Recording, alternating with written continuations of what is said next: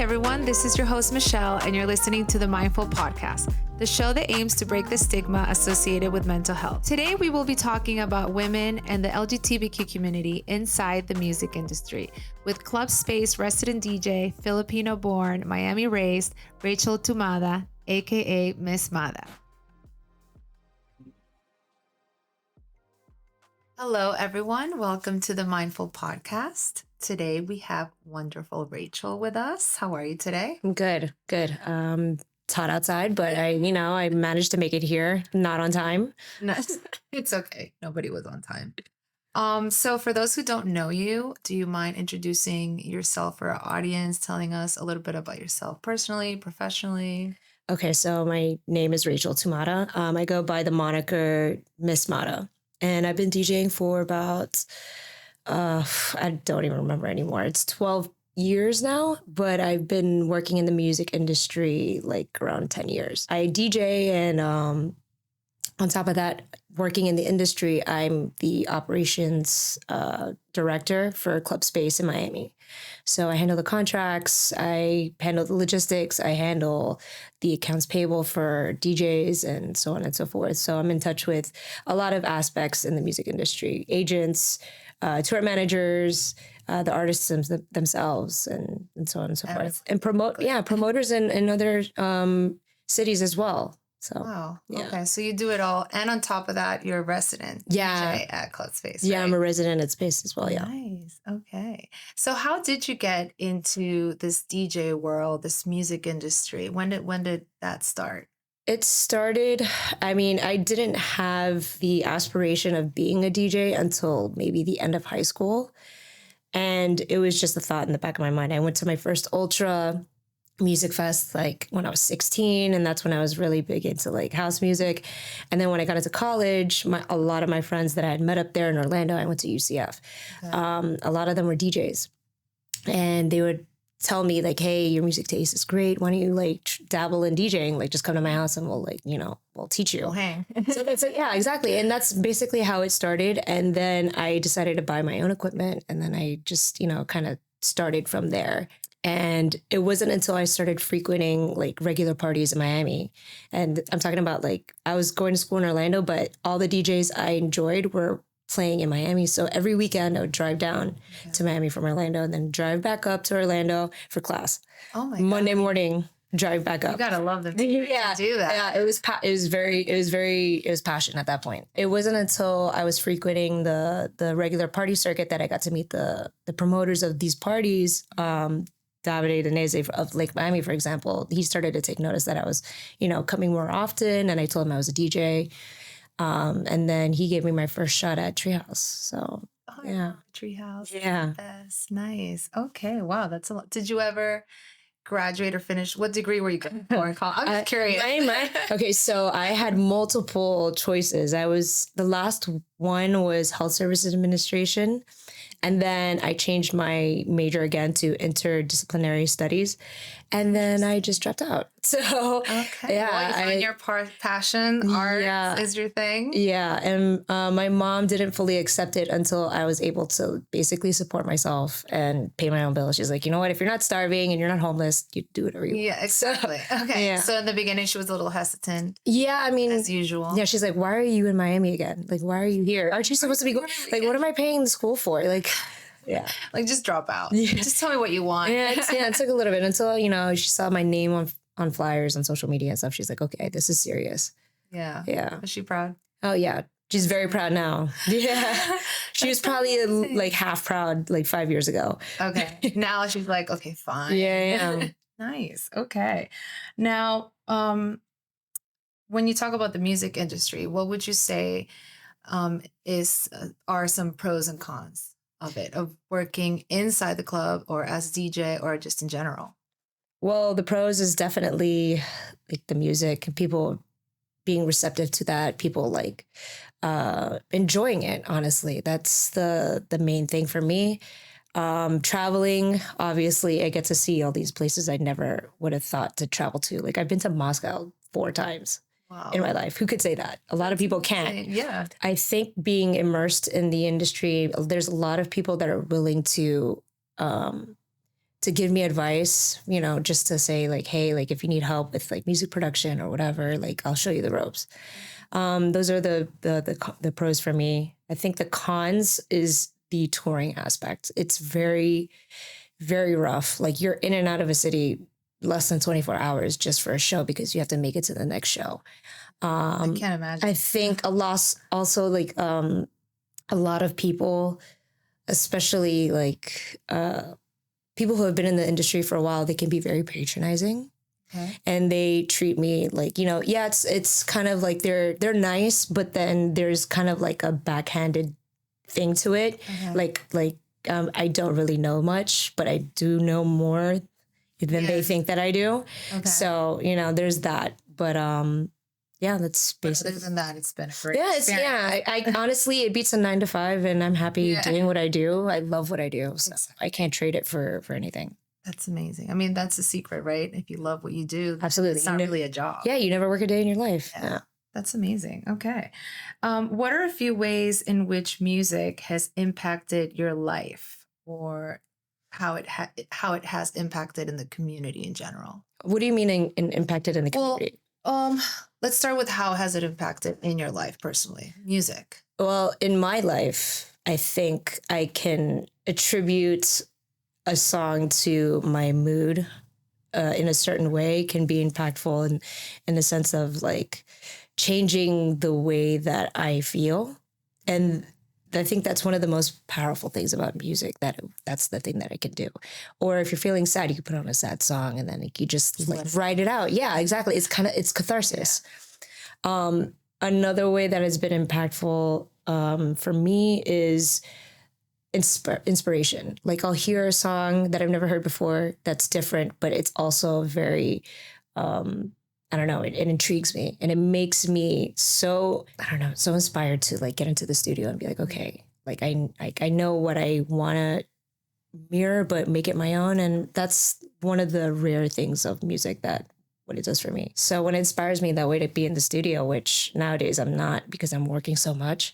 I try to take those into consideration, those moments. That's a lot of impactful in general. Yeah.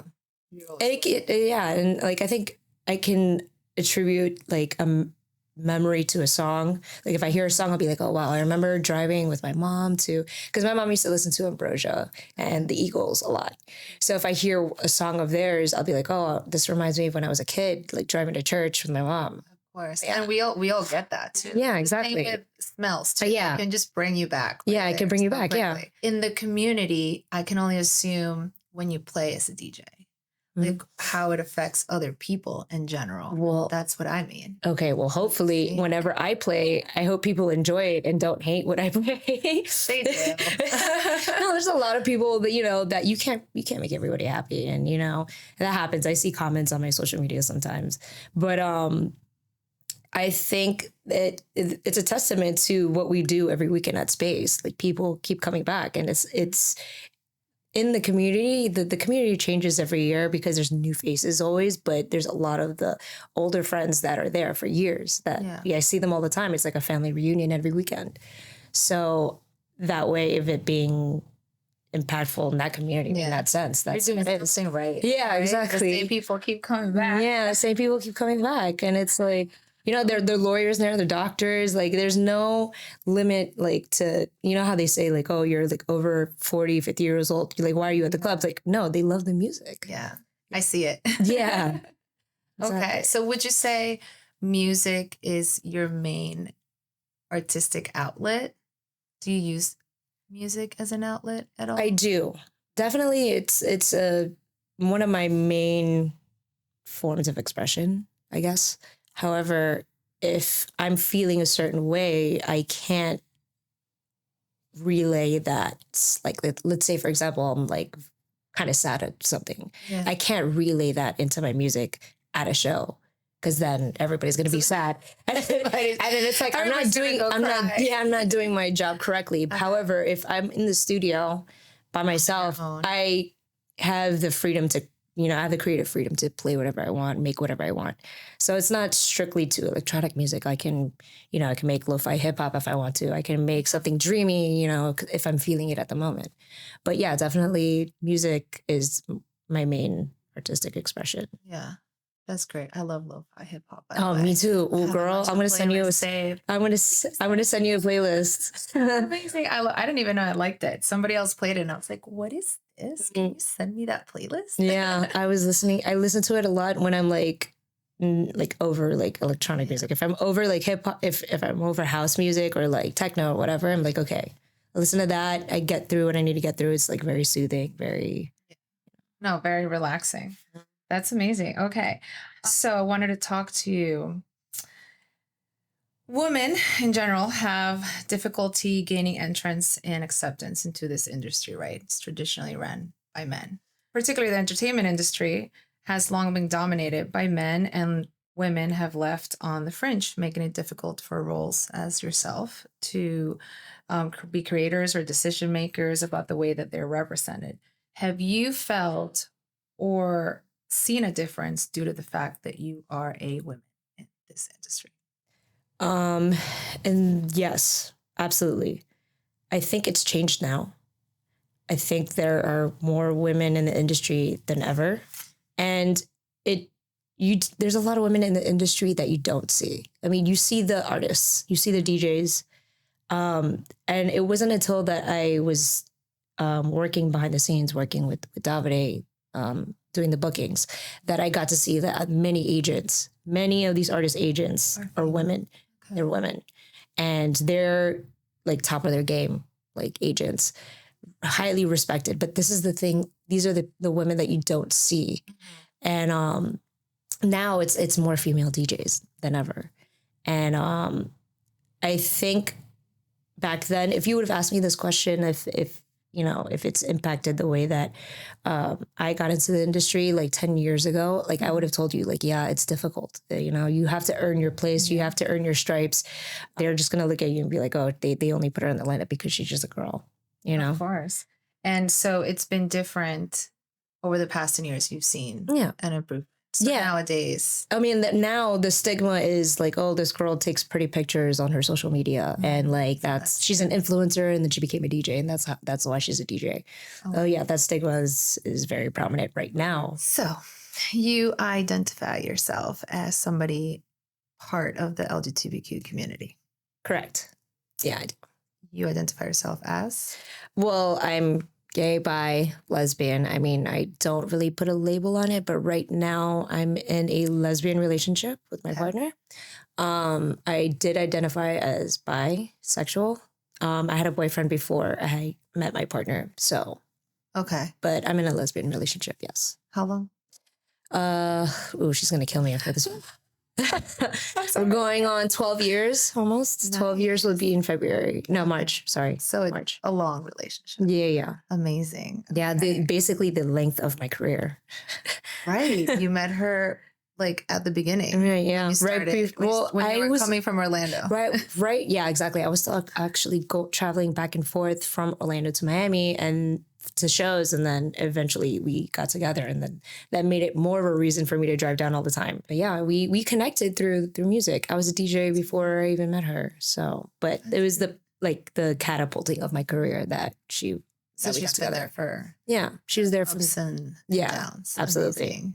So as you already spoke about being a woman in this industry, what about as a gay lesbian woman in this industry? How have you navigated that? I think, honestly, a lot of people assume my sexuality. I'm not so outward with it. I like, my privacy. I like to keep it private unless somebody asks, like, hey, are you with somebody or whatever? And I'll tell them like, oh no, I have a partner. I have a girlfriend. Or if I introduce my partner, because sometimes she'll come to shows with me, I'll introduce her as my partner. But it hasn't been difficult for me to navigate. I haven't felt any animosity, I guess you could say, or any discrimination. I think it's a lot more accepting now. Like it's a lot more accepting now. than it was before. And I think back then, I probably was a little bit more closeted with it. I'm still a little bit of a tomboy, but that's basically what it was. It's a boys' club. You're trying to fit in with the DJs, which are mostly guys. And, you know, it was more of getting hit on because they thought I was straight. And then I was like, no, man, you're barking up the wrong tree. Okay. Then they'd be like, oh, okay. Then they'll treat me like one of the guys. You know what I'm saying? Like, there's no in between. There's no in between now. Yeah. And well, you're breaking the stigma now. Like nowadays, everybody's breaking the stigma. There's more coming out. Oh, absolutely. Talks about it. Yeah. Why couldn't they do that years ago? You know, it would have been so much easier for me. Well, for everyone, I feel. Right. Oh my God, for sure. Well, in general, do you feel there's a lack of visible LGBTQ women in the music industry? In general, or just in like electronic music, or in the industry, like the music that I work in? Both. I guess now, what you work in will be the expert. Well, now in general, I think it's a lot more accepting. I think there's a lot more visibility. When it comes to electronic music, I'd say like festival lineups, party lineups, you still see more male dominant lineups. Yeah, male dominant. Yeah. But even the LGBT community involves like gay men. Yeah. But when it comes to like LGBTQ women, no, I think we still have more to go with that. But you have women like Maya Jane Coles, Honey Dijon. They're killing the game right now. And then you have party brands like Glitterbox, which are focused on LGBTQ like parties, and they're one of the best party brands in the world. They're like advocates. Yeah, they're LGBTQ, mental health, and they're always talking about it. Yeah, you know about them. Yeah. Do you use your platform at all to advocate? No, I don't. And I think I could, in a sense, because of, my status. But I don't really. I like that part private, but at the same time, I do advocate for, LGBTQ rights. I'm not an activist. I don't call myself an activist because I don't,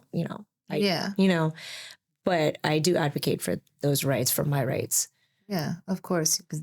Yeah, and I'll post about it. Yeah. I'm not going to be closeted or anything like that, but I'm just not, that activist part of me, I don't have. So, well, to each its own, and I think there's a lot of animosity for people like me that don't use their platform. And, I try to do better. I think we all do. Mm-hmm. But yeah, I don't want to pretend I'm an activist when I'm not. Yeah. You want to know what you're talking about. Yeah, exactly. Start posting. Exactly. Same. That happens to me all the time. People are like, no, that's the wrong opinion. That's the wrong fact or whatever. And I'm like, okay. Yeah, it doesn't mean you're not a supporter. 1,000%. Yeah. We're talking about social media. Now, the younger crowds are coming out more sooner than later, right? Before it was like more of a stigma. Now they have a lot of support. Mm-hmm. Why do you feel the young population is still going through mental health issues, in your opinion? Well, look at social media now. The way that it was when I left high school, it was still MySpace, I didn't get Facebook until I got into college, which it was like 2008, 2007. Yeah. And I thought it was super lame because I thought it was only for college kids. I was still on MySpace. I still and it wasn't as, I don't know, I think the amount of vitriol that people are exposed to on social media now, it's a completely different animal.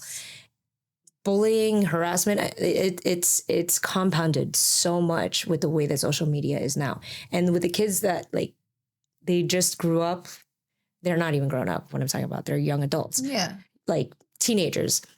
Like they're probably born in 2002, 2003. Yeah. And they were thrown into that. We grew up, like me and you, we grew up like learning how to use social media. Mm-hmm. And these kids are thrown into the gauntlet. Yeah. And, they don't know how the world is. And like, I said this once to somebody that words are like needles. And there's such a thing as, dying by 1,000 needles. Yeah. And if the wrong thing is said, I don't know, like. Yeah, you never know the effects of you don't affect either. Yeah, and kids, they want to fit in. A lot of them, they hide themselves. I did, when I was a kid, I hid who I really was because I wanted to fit in. I pretended I wasn't Filipino at one point. I had an identity crisis, and I wanted to be I want to be Latina. I wanted to be Hispanic because I grew up in Miami. Yeah, I grew up in Miami. So like I could barely speak Spanish really, and like I wanted to be just like my friends who were Nicaraguan, Peruvian, Colombian, Cuban, and it had an effect on me. But yeah, I embrace my Filipino-ness now, but back then, yeah. And on top of that, then you have... But it's, and like, I mean, the bullying part needs to change. And I think that comes with, education and I guess being exposed to like... limiting social media. Yeah, definitely limiting social media, but letting your kids know like, hey, this is, social media is a great tool. The internet is a great tool, but there's also this darker side to it. Yeah. That, once they find you, like you have to be mentally prepared to like have a shield. Yeah. You need to have... or tune yourself out. Yeah. You need to also have your main support system, right? Absolutely. Whether it's your family. For some, unfortunately, it might not be their families, but a friend or a coworker, right? Anything. Absolutely. And then everybody in social media needs to go second. Yeah, and there's one thing that I've learned. I learned this from, I don't know. I think it was Tina Fey. I was watching like an interview of hers. She says that she never reads the comments, and I think that's absolutely true. Never ever read the comments because honestly, self-care. What is it? Yeah, it is self-care. It's like, what is it? What are you going to gain from it?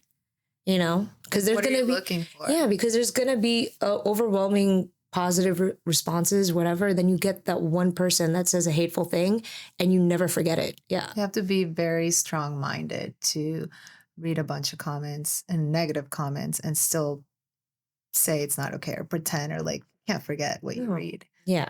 Can only imagine after a certain amount, it just starts getting to you. Yeah, exactly. So I think it's just better to not read them at all, Yeah. How was your experience? You mentioned that, your family supports your music, that growing up you had this identity crisis. Yeah. The want to be Hispanic.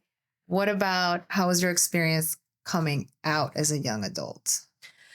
Well, I came out just shy of 30. So that was like 3 years ago. It's not really. I guess I'm a young adult, right? No, sort of. Whatever you want to be.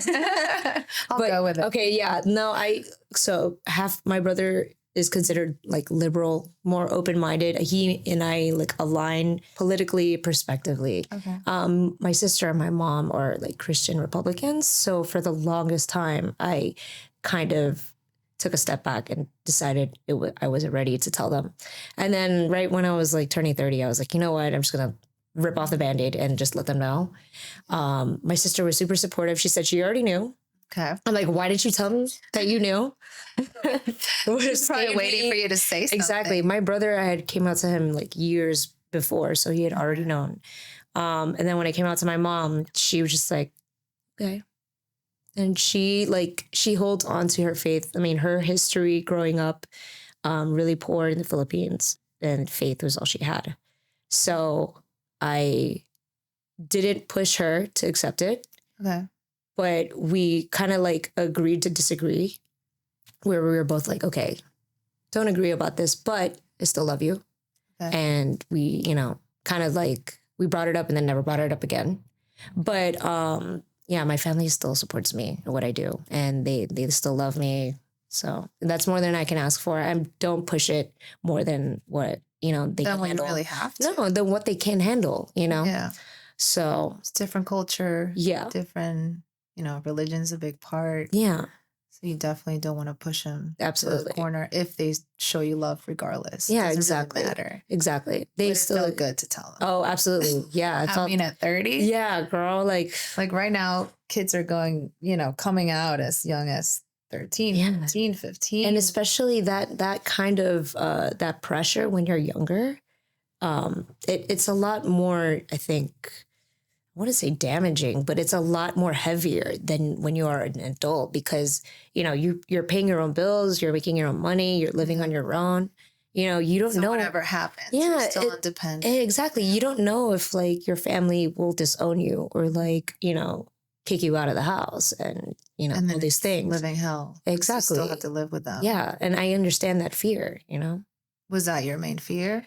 No, that wasn't my main fear. I think I was just kind of like, once I get to college, I'll write it out. Yeah. Well, you were still bi. I was still bi. Yeah, exactly. You're like, I'm not sure yet. Yeah, exactly. Okay. It's like, why are we going to tell them something that like, like my mom is gonna tell me like, oh, you're confused. Like, you don't even know what you want. Yeah. And you hear that a lot, especially now that they're coming younger. Parents are like, it's a phase. Yeah, it's a phase. Right. Do you think it's a phase? Like, through your experience, if you would have told your parents and they would have told you it's a phase, how would you have felt? I mean, because you were still kind of figuring it out. Right. Yeah, exactly. Okay. So I would be like, okay. And then just think, you don't know what you're talking about. Like the entire, like that was basically the premise of my childhood too. Like when I was a teenager, my mom would tell me like, oh, don't do this, don't do that. I'm like, oh, you don't know what you're talking about. And then I would later learn, okay, like half the time she was right. Yeah.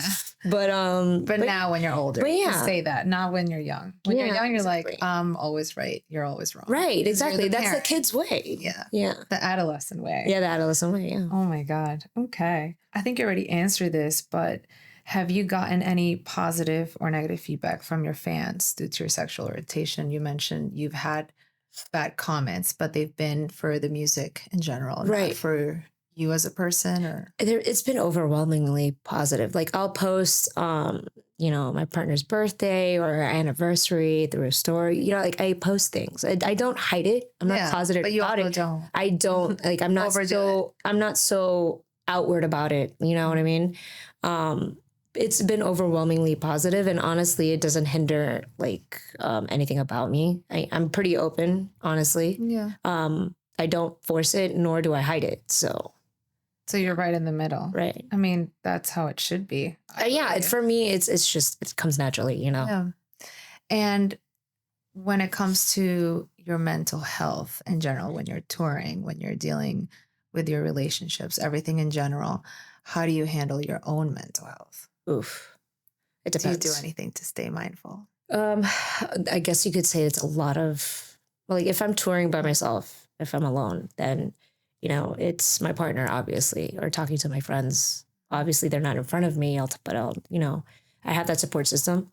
Okay. I do a lot of writing in a sense. Like journaling? Like thought. It's not journaling. They're just thoughts. Okay. Like, it's kind of like Twitter, but for myself. Okay. And I'll have these diary. Yeah, it's like a diary, but like they're not that detailed. It's just like, maybe like 3 sentences, paragraphs, but they're like things that I want to remember. And I have like my own mantra when I like right before I play. Tell yourself. Yeah, and I'm like, it's gonna be fine. Everything's gonna be okay. You're not gonna make a mistake. So yeah, exactly. Don't panic. Yeah, it's gonna talking like hyping myself up. Yeah. Yeah. That's amazing. Yeah, I guess that's like my sort of meditation. Have you ever meditated? I have, actually. I've meditated before, but not without sleeping. So you're like, I'm going to meditate and then just fall asleep. Exactly. Okay. So you're not there yet. No, definitely not there yet. No. You have to keep practicing the meditation. Oh my God. Okay. In your opinion, what does the LGBTQ community need more of right now? Are you speaking like generally or like in music? Well, I think we definitely need more equality and more healthcare, social services. I think more than anything. I mean, you said it yourself. Like the youth is still experiencing high numbers of like suicide rates. I think you didn't even say that, but that's exactly that's the reality of it. That's the reality of it. They don't have a support system. They're still afraid. There's still that, there's still that bullying. There's still the harassment of, and it's tribalism when we're kids, because everybody wants to fit in, and whoever doesn't fit in, like, you're the odd one out. So they got to make fun of you. They got to bully you or whatever, just to feel superior. So I think, now it's better. But when I was going to high school or middle school, like, you knew the kids that were bullied and you stayed away from them because you didn't want to be, associated with that. which kind of sucks now that I think about it. Yeah. Those people I know now, some of them, they're really cool people. And like, you know, they powered through that bullying and all that harassment. Yeah.